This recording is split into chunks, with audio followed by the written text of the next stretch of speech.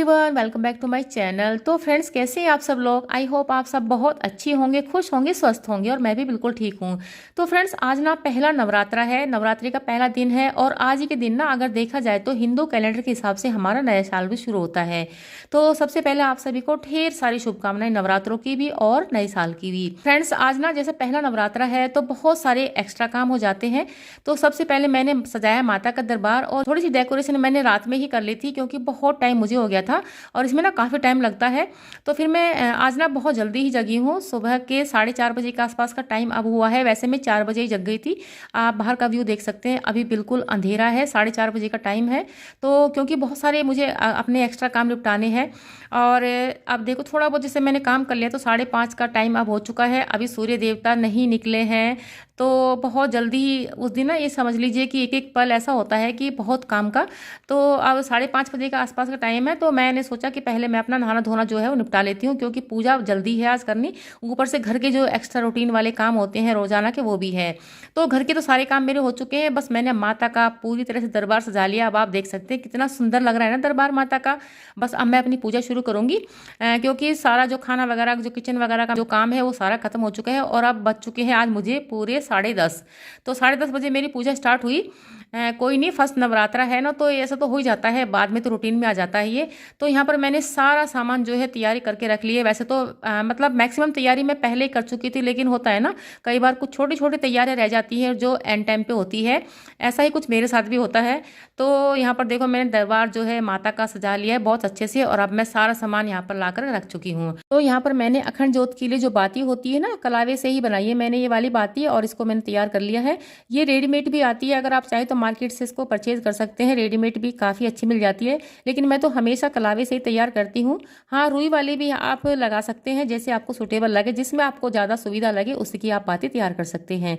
और मेरी ये अखंड ज्योत भी काफ़ी पुरानी है, इस बार मैं चेंज करने का इसको सोच रही थी। कंडीशन ठीक है तो मैंने सोचा कि क्यों चेंज करूँ, और बस मेरी अखंड ज्योत भी तैयार हो गई है। और अब मैंने ले ली है एक मिट्टी की नई मटकी और मैं इसको ना आज सुबह ही लेकर आई। वैसे मेरे पास पहले छोटी रखी हुई थी लेकिन मुझे वो छोटी लगी, इसलिए मैं थोड़ा सा ना बड़ा साइज में लेकर आई हूँ जिसमें 2-2.5 लीटर पानी आराम से आ जाए।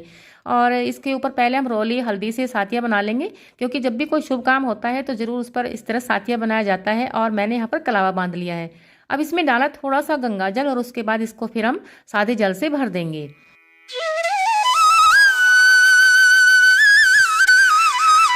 अब मैंने एक बर्तन और लिया है जिसमें मुझे रखनी है अखंड ज्योत और यहाँ पर मैं चावल से अष्टकमल बनाऊंगी। इसी के ऊपर अखंड ज्योत रखी जाती है। अखंड ज्योत को ना कभी भी खाली नहीं रखते। तो यहाँ पर मैंने ना, वैसे तो मैं इनको कलर करने वाली थी लेकिन टाइम इतना ज़्यादा हो गया है ना कि मेरे पास इतना टाइम बिल्कुल नहीं है कि मैं चावल अब कलर करूँ। तो मैंने बस ऐसे ही चावल डाल दिए और अष्टकमल बना लिए। थोड़े से मैं इसके ऊपर डालूंगी फूल पत्ती और अब आम के पत्तों से मैं बनाऊंगी बंदरवार क्योंकि नवरात्रे हैं और माता रानी आ रही है घर में, उनके स्वागत के लिए तैयारियां तो करनी होती है। तो यहाँ पर मैंने आम के पत्तों का बंदरवार बना लिया है और जितने भी घर में दरवाजे हैं मैं सभी में उन बंदरवारों को बांध दूंगी। और बंदरवार तो ना हम चाहें तो अशोक के पत्तों से भी बना सकते हैं। तो एक घर में ना बहुत ही अच्छा सा माहौल पैदा होता है इस तरह से जब हम कोई बंदरवार अपने दरवाजों में बांधते हैं। जब भी कोई घर में शुभ काम होता है ना तो ये तो सब बांधे जाते हैं। तो मैंने सारे दरवाजों पर बंदरवार लगा दिए हैं और बहुत ही खुशनुमा सा माहौल घर में पैदा हो गया है।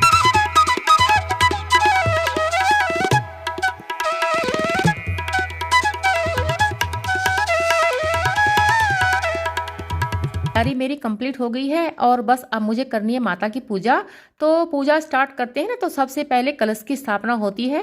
तो यहाँ पर मैंने ना मिट्टी का जो पात्र है वो भर के रख लिया, उसमें जो भी मैंने डाल दिए हैं रात में मैंने भिगो कर रख दिए थे और अब कलश की स्थापना मैंने की है। तो सबसे पहले मैं इसमें डाल रही हूँ यहाँ पर ये हल्दी की गांठ। उसके बाद डालेंगे इसमें सुपारी, चांदी का सिक्का और इसके साथ साथ हम डालेंगे छोटी इलायची और थोड़े से आप डालेंगे इसमें चावल। तो ये सब चीज़ें डाली जाती है, थोड़ा सा फूल भी आप डाल सकते हैं। और उसके बाद मैंने यहाँ पर 8 पत्ते लिए हैं, अशोक के या आम के आप कोई भी ले सकते हैं। इस तरह से एक बार बांधने के बाद ना आप इसको इस तरह से सेट करेंगे कि ये थोड़ा सा ना पानी में ही भीगे रहें थोड़ा सा, क्योंकि पूरे 9 दिन तक रुकने हैं और जल्दी सूख भी जाते हैं अगर पानी में नहीं डूबेंगे ना। इनके जो थोड़ी सी जो डंडी है पानी में रहनी चाहिए ताकि ये हरे रहे। और इस तरह सेट करने के बाद इसके ऊपर मैं रख रही हूँ यहाँ पर चावल से भर करके चावल की कटोरी और कलश स्थापना के टाइम पे ना माता का आवाहन किया जाता है और उसके बाद हमें रखना है एक नारियल चुन्नी लपेट करके और उसके ऊपर हम कलावा लपेट देते हैं 3 बार और फिर नारियल को जो चावल की कटोरी रखी है ना उसके ऊपर हम रख देंगे। तो इस तरह से अगर चाहे तो नारियल को खड़ा भी रख सकते हैं, चाहे तो आप इस तरह से लेटी अवस्था में भी रख सकते हैं, ये आपकी चॉइस है। बस नारियल की सबसे पहले कलश स्थापना होती है, उसके बाद अपनी जो पूजा है वो शुरू होती है। तो 2 दीपक लगाती हूँ मैं, एक तो मेरी अखंड ज्योति रहती है जो मेरी पूरी 9 दिन तक चलेगी माता के सामने बिल्कुल, और दूसरा जो रोजाना जो सुबह शाम दीपक जला जाता है पूजा के लिए वो अलग जला जाता है। और ये कलश की जो स्थापना होती है ना माता के दाहिने हाथ की तरफ होती है, हमारे होती है उल्टे हाथ की तरफ, और ज्योति जो है माता की अखंड ज्योति वो बिल्कुल सामने होती है। तो अब हम लेंगे एक पान का पत्ता, उसके ऊपर करेंगे रोली से तिलक, और यहाँ पर मैंने चढ़ाया है कुछ सामान, जैसे कि 2 मैं ले रही हूँ लौंग का जोड़ा और 2 ही छोटी इलायची और साथ में एक बतासा, और माता को समर्पित कर देंगे। इसके अलावा हमारे पास जो भी मेवा है, पंच मेवा तो जरूर होती है, उसका भोग लगाएंगे और बतासे का भोग लगाएंगे, क्योंकि बतासा बहुत शुभ होता है भोग लगाना। आपके पास जो भी फल है वो उसका आप भोग जरूर लगाएंगे, 1 है 2 है, जितना भी आपके पास फल है उसका भी भोग जरूर लगाते हैं माता को, और फिर उसके बाद माता को प्रणाम करते हैं। और इसके साथ साथ हमें नवग्रह की पूजा भी करनी होती है। अगर आपके पास नवग्रह यंत्र है तो उसकी पूजा कर लीजिए, तो मेरे पास तो नहीं है, तो मैंने यहाँ पर ना 9 जगह चावल की ढेरी लगा ली है, उनके ऊपर सुपारी रख ली है और फिर उसी की मैं रोजाना पूजा करती हूँ। तो इस तरह से नवग्रह की पूजा भी बहुत जरूरी होती है, जैसे गणेश जी की पूजा करते हैं ना माता की पूजा से पहले, इस तरह से नवग्रह की पूजा भी जरूर होती है। इसके बाद हम निकालेंगे कोई भी दक्षिणा, और ये दक्षिणा हमें रोज निकालनी है और माता के चरणों में रख देनी है, और लास्ट में ना ये जो कन्या पूजन होता है उसको हमें दे देना होता है। बस अब पूजा मेरी जैसे हो चुकी है, दीप वगैरह जल चुके हैं, तो अब मैं करूंगी माता का पाठ। और पाठ करने का ना सबका अलग अलग तरीका होता है, कोई किस तरह से करे, जैसे कि ये दुर्गा सप्तशती का पाठ होता है उससे पहले काफी कुछ भी और कुछ पढ़ना होता है। तो ये तो आपकी अपनी श्रद्धा है, भाव है कि आप किस तरह से पाठ करते हैं। तो माता का पाठ भी मेरा हो चुका है, बस अब रहती है आरती। और ये दिखाती हूँ मैं आपको, जो मैंने श्रृंगार का सामान लेकर आई थी माता रानी को, वो मैंने आज ही समर्पित किया है। इसको हम चाहे तो खुद यूज कर सकते हैं, कुछ सामान कुछ चाहे तो किसी सुहागिन महिला को दे सकते हैं, मंदिर में दान कर सकते हैं। ये आपकी श्रद्धा, आपका भाव है कि आप इस सामान का किस तरह से इस्तेमाल करते हैं।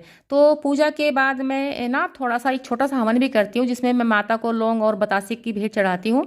और ये कहते हैं ना अग्नि पे जो भी माता को भोग प्रसाद समर्पित किया जाता है वो जरूरी बहुत ही अच्छा होता है।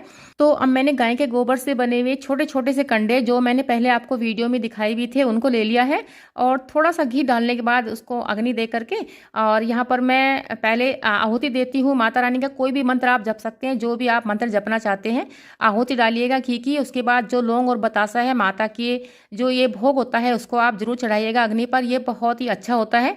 कहता है संपूर्ण आहुति वही मानी जाती है जो हम अग्नि में डालते हैं।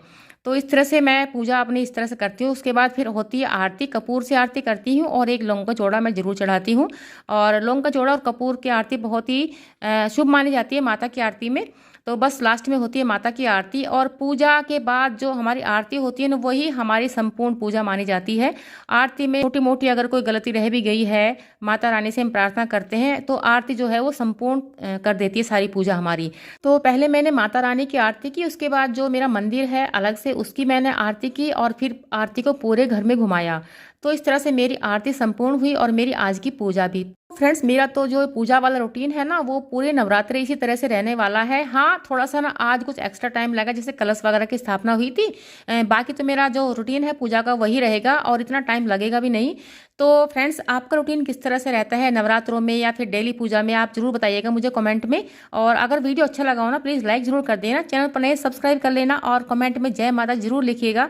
तो फ्रेंड्स, फिर हाजिर होती हूँ एक नई वीडियो के साथ, तब तक के लिए ओके फ्रेंड्स, बाय बाय, जय माता दी।